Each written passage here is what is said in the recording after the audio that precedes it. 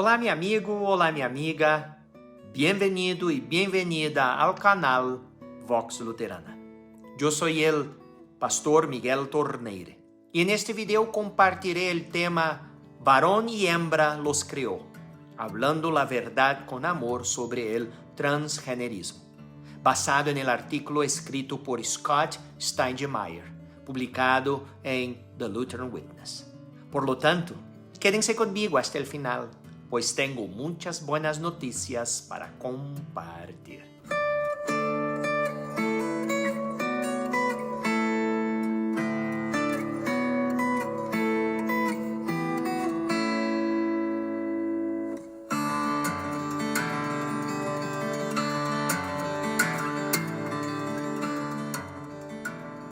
Quizás alguien que usted conoce o alguien en la escuela de su hijo haya declarado recientemente que es transgénero.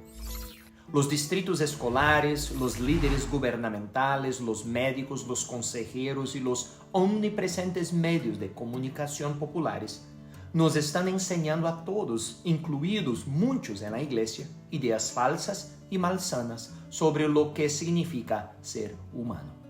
La iglesia no debe evitar hablar de estos temas incómodos. Hay demasiado en juego. Necesitamos entender lo que enseña la Escritura sobre la naturaleza humana, masculina y femenina, creada a imagen y semejanza de Dios, caída y redimida.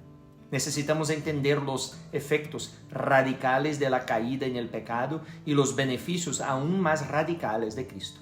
Los problemas transgénero han crecido dramáticamente en la conciencia pública en los últimos 10 años, por lo que la Iglesia debe comprender su llamado a corregir, enseñar, restaurar y sanar en el nombre de Jesucristo. La Escritura Sagrada describe la creación de los seres humanos como masculino y femenino, en el contexto de decir que estamos hechos a la imagen de Dios. La naturaleza sexuada de nuestros cuerpos no es opresiva. Es maravillosa porque Dios revela la naturaleza de entrega de su amor incluso en nuestros cuerpos.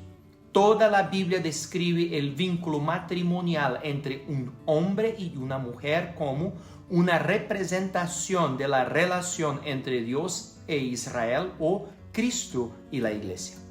Cuando un hombre y una mujer se entregan totalmente al otro y reciben con alegría a su pareja, son una imagen viva de quién es Dios.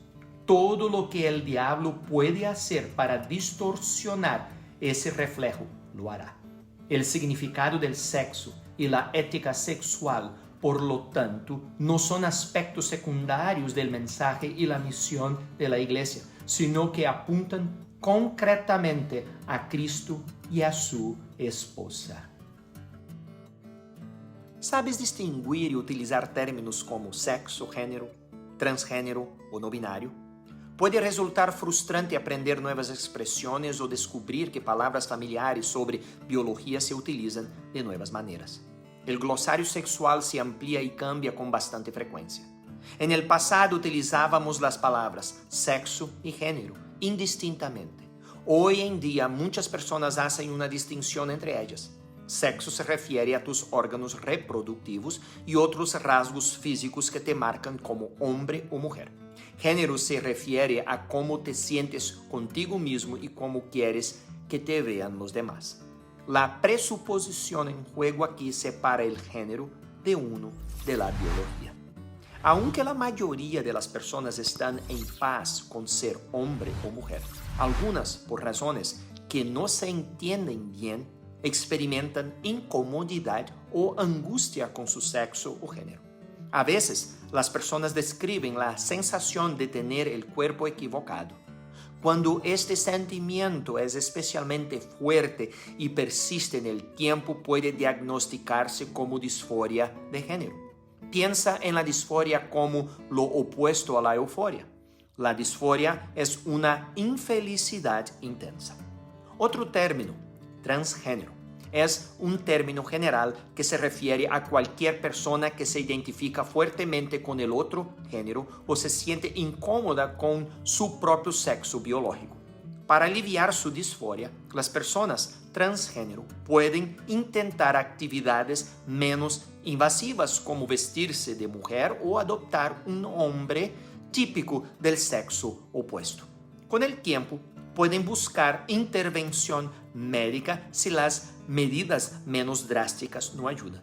Los tratamientos hormonales y una variedad de cirugías pueden ofrecerles ayuda para sentirse más en paz con sus cuerpos. Tomar medidas para identificarse con el otro sexo se llama transición. Muchos asumen que el transgenerismo es simplemente una variación de la homosexualidad, que un hombre quiere convertirse en mujer o viceversa, porque se siente sexualmente atraído por los hombres, pero este no es necesariamente el caso. Los hombres heterosexuales que desean ser mujeres no necesariamente dejan de gustarles las mujeres y viceversa. Del mismo modo, las personas pueden experimentar atracción por personas del mismo sexo sin expresar insatisfacción con sus cuerpos o el deseo de ser del sexo opuesto. En primer lugar, los cristianos confiesan que Dios es nuestro creador. Martín Lutero escribió en el Catecismo Menor: creo que Dios me ha creado y también a todas las criaturas, que me ha dado cuerpo y alma, ojos, oídos y todos los miembros, la razón y todos los sentidos, y aún los sostiene. Todo proclama la gloria de Dios, desde el átomo más pequeño hasta la galaxia más lejana. Nuestros cuerpos también dicen mucho sobre su creador. Sin embargo, algo ha ido terriblemente mal. Cuando Dios creó el universo, era perfecto en todos los sentidos, pero nuestro mundo actual es todo menos perfecto. Toda la creación está en esclavitud, incluido el cuerpo humano, por lo que podemos caer en la trampa de odiar nuestra forma física y esperar de alguna manera trascender nuestra biología. La transición de la programación biológica es un intento de trascender esa biología. Desde los primeros días del cristianismo, la Iglesia ha luchado contra las ideas de que hay algo inherentemente malo en el cuerpo humano y que la salvación implica liberarse de él. Las tendencias actuales en la ética sexual alientan a las personas a encontrar su identidad transcendiendo su carne física, lo que las incita a negar la buena creación de sus cuerpos por parte de Dios. De hecho, la bondad del cuerpo humano fue confirmada definitivamente por la encarnación del Hijo de Dios. Es contrario al Evangelio afirmar que el alma inmaterial es la verdadera identidad de uno, mientras que el cuerpo es solo el vehículo terrenal en el que viajamos hasta llegar al cielo. Hay dos errores iguales y opuestos que la Iglesia debe evitar al ministrar a las personas transgénero. El primero es la repulsión y el segundo es la afirmación. Los cristianos conservadores a menudo reaccionan con repulsión y enojo al activismo transgénero y a las personas transgénero, porque las cosas que dicen y hacen obviamente contradicen la naturaleza. Las iglesias teológicamente liberales, por otro lado, se unen acríticamente en torno al movimiento transgénero en nombre de la justicia social. Ninguna de estas acciones está justificada ni es beneficiosa. La Iglesia Luterana Confesional no afirma la transición del sexo de nacimiento, ni puede llevar fielmente a Cristo a nuestro prójimo cuando estamos llenos de disgusto por la persona a la que buscamos servir. La indignación moral tiene su lugar, pero ciertamente no es lo único que la Iglesia tiene para ofrecer. Si alguien que conoce sufre de confusión de identidad de género, ámalo. Muéstrale el tipo de misericordia que Dios nos ha mostrado a todos a través de Cristo. Amar no significa afirmar acríticamente todo lo que alguien dice o hace. El amor se regocija con la verdad. 1 Corintios capítulo 13, versículo 6. También es paciente y bondadoso. 1 Corintios capítulo 13, versículo 4.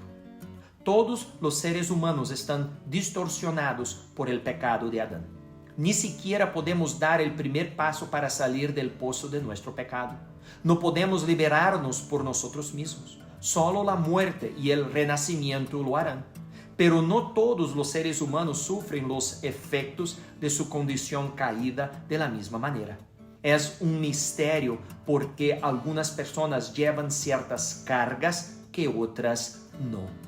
Una incapacidad para servir misericordiosamente a nuestro prójimo transgénero podría basarse en una doctrina anémica del pecado. Y una comprensión anémica del pecado conduce a un salvador anémico. El ministerio cristiano no disminuye las cargas de una persona diciéndole que no existen o que se pueden solucionar simplemente esforzándose más. El ministerio cristiano no desmitifica el sufrimiento, sino que lleva las cargas de los demás y los libera de esa carga al proclamar la victoria de Cristo con palabras y hechos.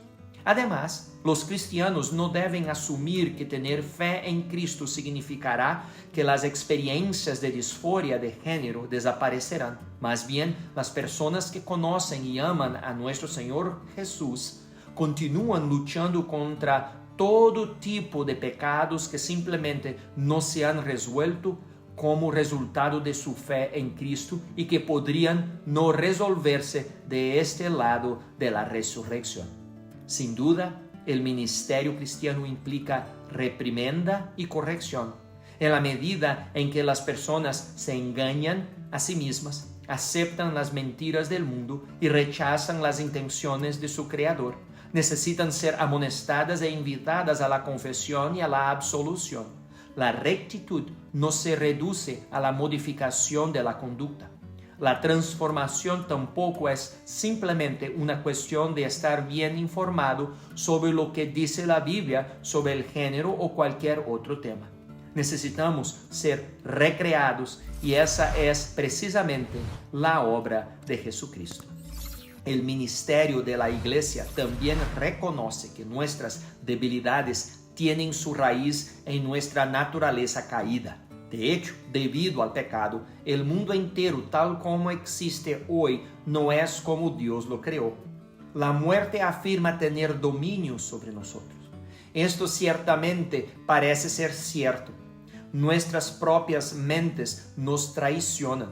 Nuestros propios cuerpos nos traicionan.